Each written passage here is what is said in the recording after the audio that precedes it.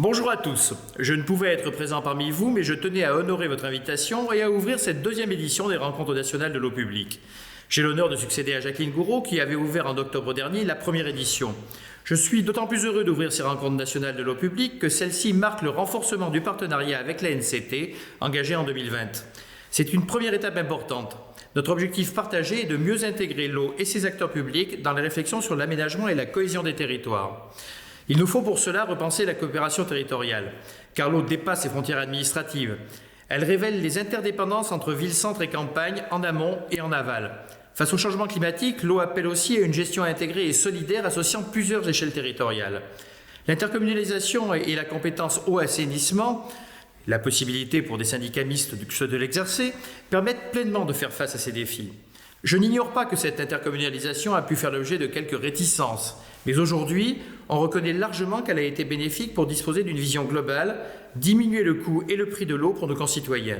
À l'heure où nous examinons le projet de loi 4D au Sénat et où certains voudraient que la compétence eau revienne aux communes, il me paraît essentiel que ce message soit entendu et que nous évitions des retours en arrière dont nos concitoyens seraient les premiers perdants, d'autant que la loi Engagement et Proximité permet, selon des conditions souples, une délégation de gestion aux communes qui le souhaitent. Il nous faut aussi, j'en ai la conviction, travailler sur la visibilité de l'action publique locale. C'est un enjeu démocratique.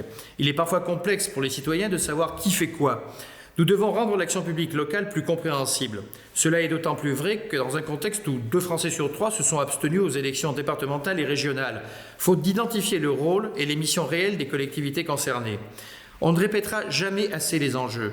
Garantir une eau de bonne qualité et en quantité suffisante pour satisfaire les besoins de nos générations actuelles et futures. Limiter le gaspillage et la pollution de la nature. Et maîtriser, bien sûr, les coûts pour nos concitoyens.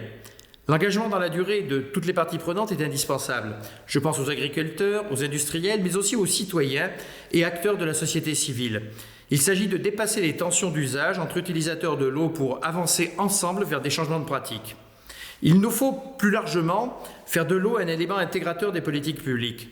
La ressource en eau est indispensable au développement territorial. Sa gestion entre en résonance avec l'ensemble des politiques publiques en matière de santé, d'hygiène, d'agriculture, de développement économique, d'attractivité, de tourisme, de biodiversité.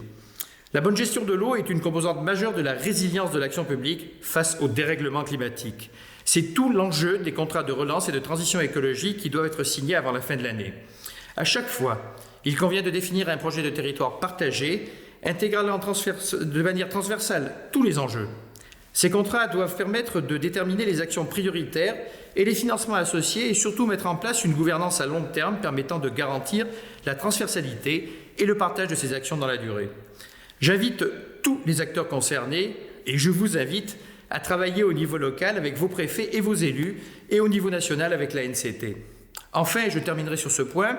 Ces rencontres sont aussi l'occasion d'annoncer la mise en place d'un partenariat entre le ministère de la Cohésion des Territoires et le réseau France Eau Publique.